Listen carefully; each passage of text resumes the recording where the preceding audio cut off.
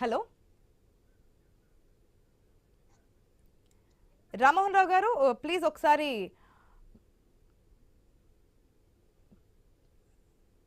ఆశ రామ్మోహన్ గారు రావు గారు. మీకు అట్లాగే ఛానల్ మిత్రులు నమస్కారం.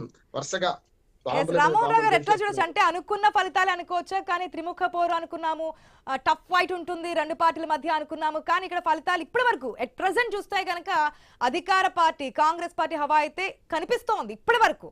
ఏమో తర్వాత రాబోయే గంటల్లో ఎద్దువెందుగా మారుతాయి, మున్సిపాలిటీలు ఏమన్నా మారి అనూహ్యంగా టఫ్ ఫైట్ వచ్చేదన్నా ముందుకు వస్తుందా లేదో చెప్పలేం, కానీ ఎట్ ప్రెసెంట్ వరకు చూసుకుంటే కనుక కాంగ్రెస్ పార్టీ లీడ్స్ అయితే మనం చూస్తున్నాం.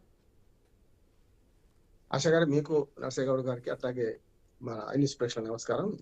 నేను మొదటి నుంచి అనుకున్నాను దూరం తేడా ఉండొచ్చు కానీ 1, 2, 3 ఏ పార్టీ అనుకున్నాం కదా మనం. ఏదైతే మనకు ప్రైజ్ మన విన్నర్స్ లో చూస్తుంటాం కదా, స్పోర్ట్స్ లో 1 మధ్యన ఉంటది, ఇటుపక్క 2, 3 ఉన్నట్టే కాంగ్రెస్ పార్టీ 1 ఉంటది అనుకున్నాం మొదటి నుంచి. 2, 3 లో బీఆర్ఎస్ మన బీజేపీ ఉంటది అనుకుంటాం. అదే ప్రకారం నడుస్తుంది. ఇప్పటికి కూడా నేను ఏమంటున్నా అంటే 60% పైగా బీఆర్ఎస్ మన కాంగ్రెస్ పార్టీ గెలుచుకుంటది. అట్లాగే 25% అటు ఆ ప్రాంతంలో బీఆర్ఎస్ ఉంటది. 10% లోపే అంటే సింగిల్ డిజిట్ కే బీఆర్ఎస్ మన బీజేపీ పరిమితం అవుతుంది అంటున్నాను నేను. 1-2% ఓట్లు సీట్లు మిగతా వాళ్ళకి వస్తారు. అసలు యాక్చువల్ గా ఈ వార్డు మెంబర్ల అంటే కౌన్సిలర్ ఎలక్షన్లకు మున్సిపాలిటీ కైవసం చేసుకోవడానికి తేడా చాలా ఉంటదమ్మ. నా ఉద్దేశం ఏంటంటే కొన్నిసార్లు ఎక్కువ సీట్లు గెలుచుకున్న ప్రతిపక్ష పార్టీలు కూడా కోల్పోవాల్సి వచ్చి, అంటే మనకు కోఆప్షన్ మెంబర్ ఎన్నిక ఉంటది కదా, ఇది పరోక్ష ఎన్నిక కదమ్మా. ఇప్పుడు కేవలం కౌన్సిలర్లు మాత్రమే ఎన్నుకుంటున్నారు, వీళ్ళందరూ కలిసి చైర్మన్లు ఎన్నుకోవాలి కదా. చైర్పర్సన్ ఎన్నుకునేటప్పుడు చాలా జిమ్మికు జరుగుతాయి అంటున్నాను నేను. అదే మొదటి చెప్తున్నా నేను. పరోక్ష ఎన్నికలు కనుక కోఆప్ట్ చేసుకునే మెంబర్లకు 4 రకాల కోఆప్షన్ మెంబర్ ఉన్నది. వీళ్ళలో ఎంపీలు, రాజ్యసభ సభ్యులు మొత్తం రాష్ట్రంలో ఎక్కడైనా వేయచ్చు. ఇప్పటికీ ఆల్రెడీ ఎక్కడ కొంచెం కొరత ఉంటుందో అక్కడ పెట్టేసుకున్నారు అన్ని పార్టీల వాళ్ళు. అట్లాగే మన ఎంపీలు ఉంటారు, మన లోక్సభ సభ్యులు, వాళ్ళు జిల్లాలో అంటే వాళ్ళ నియోజకవర్గం ఏది ఉందో ఆ నియోజకవర్గంలో ఏదైనా మున్సిపాలిటీ ఓటు వేయొచ్చు. ఎమ్మెల్సీలు అయితే ఒక్కోసారి 4 జిల్లాల పరిధి ఉందమ్మా. మీరు ఎమ్మెల్సీలో 3 రకాలు ఉన్నారు కదా, గ్రాడ్యుయేట్స్ ఉన్నారు, అట్లాగే పట్టభద్రుల నియోజకవర్గాలు ఉన్నాయి, మనకు స్థానిక ప్రభుత్వాలు ఉన్నాయి. కొందరు ఒకటే ఉమ్మడి జిల్లాకు పరిమితం అయితే, కొందరు 3-4 ఉమ్మడి జిల్లాలకు ఉన్నారు కనుక వాళ్ళు ఆల్రెడీ ఆప్షన్ ఇచ్చుకున్నారు. ఎమ్మెల్యేలే మా కాన్స్టిట్యూన్సీ అంటే ఈ 4 ఓట్లు కీలకం అవుతాయి అంటున్నారు. ఒకవేళ 1-6 ప్రతిపక్షం ఎక్కువ గెలుచుకున్నా, లేకుంటే కాంగ్రెస్ పార్టీ ఎక్కువ గెలుచుకున్నా, వాళ్ళకున్న కోఆప్షన్ మెంబర్ల ద్వారా వీళ్ళు అధికారంలోకి వచ్చే అవకాశం ఉంటుంది. అందుకని నేనేమంటాను 116 మున్సిపాలిటీలలో ఇప్పటికి కూడా చెప్తున్నాను నేను, దాదాపు 70 మున్సిపాలిటీల వరకు గ్యారంటీ కాంగ్రెస్ పార్టీ దాటుతుంది, కానీ తక్కువైతే రాదు 70 పైగానే. మిగతా 30-25 మున్సిపాలిటీ మన బీఆర్ఎస్ గెలుచుకుంటది. 5-10 మున్సిపాలిటీలు మాత్రమే బీజేపీ గెలుచుకుంటుంది అంటున్నాను. ఈ రేషియో ఇట్లాగే ఉంటుంది. 1, 2, 3 ఇదే.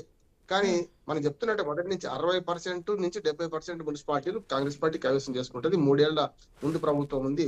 ఎప్పుడు కూడా ప్రజలు ఏం చేస్తారంటే రాష్ట్రంలో డబుల్ ఇంజన్ సర్కార్ ని బీజేపీ రామ్మోహన్ రావు గారు, అదే అదే ఇంతకు ముందు నేను నర్సయ్య గౌడ్ గారిని అడిగినప్పుడు ఈ ఫలితాలను ఏ విధంగా చెక్ అంటే ఏ విధంగా బేరీజ్ వేస్తున్నారు? మీ యొక్క డెవలప్మెంట్ చూసా, మీ యొక్క పరిపాలన చూసా, లేదంటే అధికార పార్టీ అనే ఒక ఎడ్జి మనకి ఇటువంటి లోకల్ బాడీ ఎలక్షన్స్ లో మనకి ఎక్కువగా కనిపిస్తుంటుంది కాబట్టి ఆ విధంగా చూడొచ్చు అంటే, లేదు మా పరిపాలన చూసే మాకు ఈ విధంగా తీర్పు వస్తుంది, మేము గతం నుంచి చెప్తున్నాం, ఈసారి మళ్ళీ చెప్తున్నాం అంటున్నారు. అంటే ఏ ఫలితాలు చూసుకున్నా, గతంలో పంచాయతీ ఎలక్షన్స్ చూసుకున్నా అధికార పార్టీకి దాదాపుగా ఎడ్జ్ అయితే కనిపిస్తూ ఉంటుంది, ఎందుకంటే ఇంకా అధికారం కొనసాగుతూ ఉంటుంది. ఏ విధంగా వెళ్ళాలనేది అధికార పార్టీకి ఎక్కువగా మక్కువ చూపుతున్నటువంటి సిచ్యువేషన్. సో అది ఇక్కడ కనిపించిందా, లేదంటే నిజంగానే అభివృద్ధి డెవలప్మెంట్ ప్రతిపక్షం సరిగా చేయలేదని నిరాశ నిస్పృహ ఇవన్నీ ఏమన్నీ ఫలితాల మీద కనిపించాయి అనుకోవచ్చా నాయకులు చెప్తున్నటువంటి కామెంట్స్ ప్రకారం? మిశ్రమ ఫలితాలు ఏమంటున్నానంటే, పెడతానంటే ఆశ, కొడతానంటే భయం ఉంటుందమ్మా. ఇంకో 3 ఏళ్ళు వీళ్ళు అధికారులు ఉంటారు, ఇప్పుడైనా చేస్తారేమో అని ఆశ ఉంటది కదా అంటున్నాను. అందుకని వేసారంటారు. పథకాలు బ్రహ్మాండంగా ఉన్నాయి, ఇప్పటిదాకా ఇచ్చిన బ్రహ్మాండంగా ఉందని చేసిన ఓట్లు అనుకుంటలేదు. అధికార పార్టీకి ఉన్న ఎడ్జ్ ఒకటి, ఇంకో 3 ఏళ్ళు వీళ్ళ అధికారంలో ఉంటారు కనుక ఇవాళ కాకుండా మేరా నంబర్ కబాయా అంటే ఇవాళ కాకపోతే రేపు వస్తుందని ఎట్లా ఆశావాహులు ఉంటారు. ఇప్పుడు కాంగ్రెస్ పార్టీలు అందరికి పదవులు వచ్చినాయి, రాలే కదా.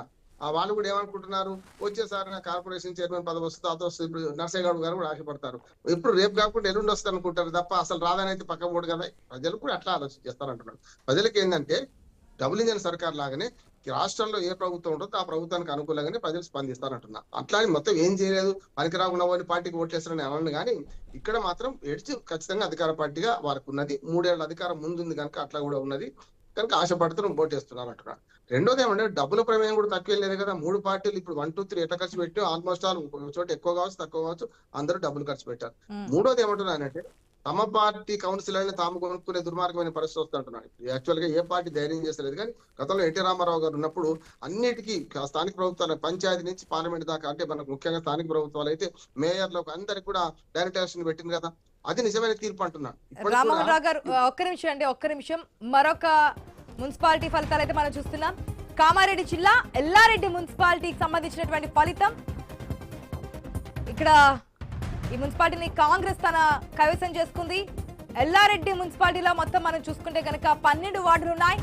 కాంగ్రెస్ 10 వార్డులను గెలుచుకుంటే బీఆర్ఎస్ 1, ఇతరులు ఒక చోటైతే గెలిచారు. ఇక్కడ మనం చూస్తే ఎల్లారెడ్డి మున్సిపల్ చైర్పర్సన్ జనరల్ కు రిజర్వ్ చేశారు.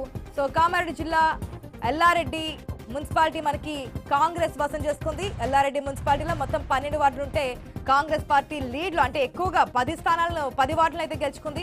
అక్కడ బీఆర్ఎస్ 1, ఇతరులు ఒక చోట అయితే గెలిచారు. ఇక్కడ మున్సిపల్ చైర్పర్సన్ చూసుకుంటే కనుక జనరల్ కు రిజర్వ్ చేశారు.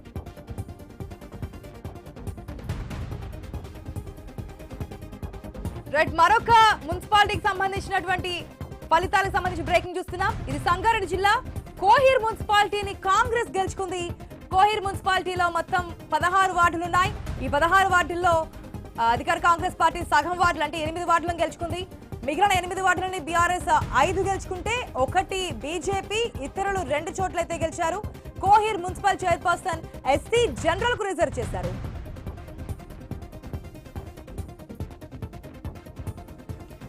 ఎస్ రామ్మోహన్ రావు గారు, ఫలితాలు ఒక్కొక్కటి వస్తున్నాయి. అంటే కొన్ని చోట్ల పెద్ద పెద్ద మున్సిపాలిటీకి వస్తే కనుక కాస్త లేట్ గా వస్తున్నా ఒక్కొక్కటి మున్సిపాలిటీకి సంబంధించినటువంటి ఫలితాలు మనం చూస్తున్నాం. కార్పొరేషన్ సంబంధించి ఇంకాస్త సమయం పట్టే అవకాశం ఉంటుంది. ఎందుకంటే మున్సిపాలిటీకి సంబంధించి మనకి ఇంకా పూర్తి స్థాయిలో ఫలితాలు వస్తూ ఉన్నాయి కాబట్టి కార్పొరేషన్స్ కి ఇంకాస్త సమయం పట్టే అవకాశం ఉంది కార్పొరేషన్ సంబంధించి.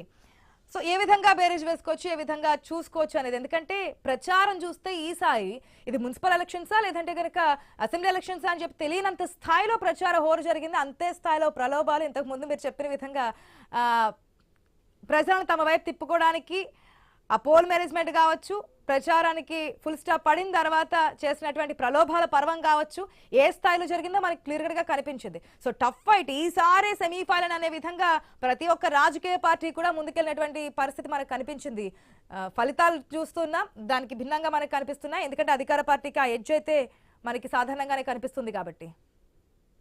మొత్తం తెలంగాణలో 3 కోట్ల ఓట్లు ఉన్నాయి. 2,90,00,000 ఓట్లు ఉన్నాయి. 97 లక్షల ఓట్లు ఉన్నాయి.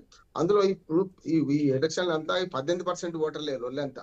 52.5 లక్షలు మాత్రం ఓట్లు ఉన్నారు. అందులో 30-40 లక్షల మంది ఓట్లు మాత్రమే వేశారు. చూశారు కదా, అంటే మొత్తం కలిస్తే 15% కూడా కాదు మొత్తం ఓటర్లు చూస్తే కనుక. ఇవి సెమీఫైనల్ అనలేదు లేదు నేను. రేపు జిహెచ్ఎంసీ ఉంది, మన ఖమ్మం ఉంది, ఇంకా సిద్దిపేట లాంటి మున్సిపాలిటీస్ ఉన్నాయి. అవి వస్తే వేరు.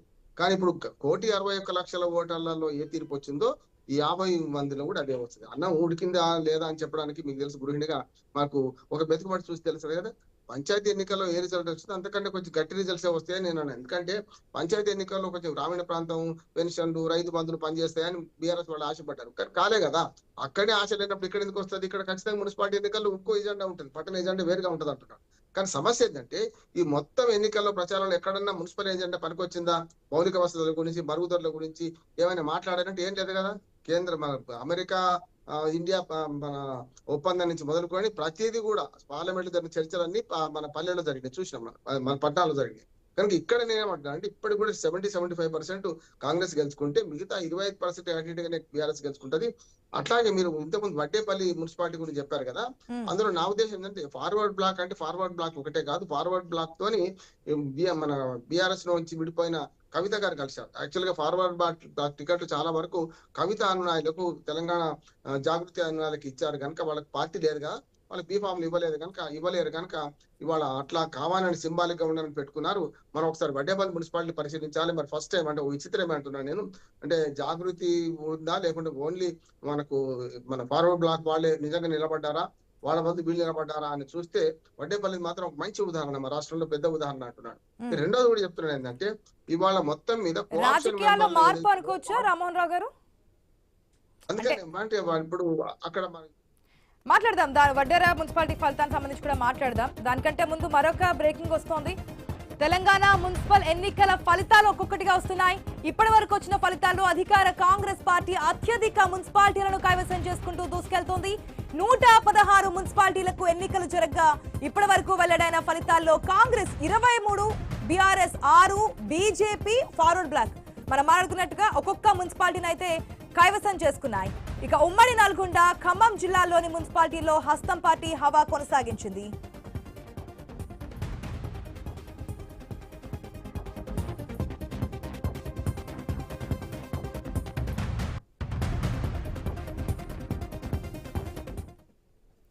తెలంగాణ మున్సిపల్ ఎన్నికల ఫలితాలు ఒక్కొక్కటిగా వస్తున్నా ఒక్కొక్క మున్సిపాలిటీకి సంబంధించినటువంటి ఫలితాలను మనం స్క్రీన్ లో కూడా చూస్తున్నాం. ఇప్పటి వరకు వచ్చిన ఫలితాల్లో అధికార కాంగ్రెస్ పార్టీ అత్యధిక మున్సిపాలిటీలను కైవసం చేసుకుంటూ దూసుకెళ్తోంది.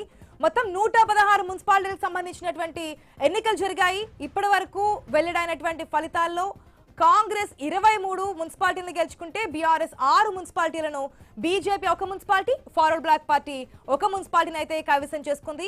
ఉమ్మడి నల్గొండ, ఖమ్మం జిల్లాలోని మున్సిపాలిటీల్లో హస్తం పార్టీ హవా కొనసాగించినటువంటి సిచ్యువేషన్. సో నర్సయ్య గౌడ్ గారు, జోరైతే కనిపిస్తోంది. హస్తం పార్టీ ఒక్కొక్కటిగా మున్సిపాలిటీ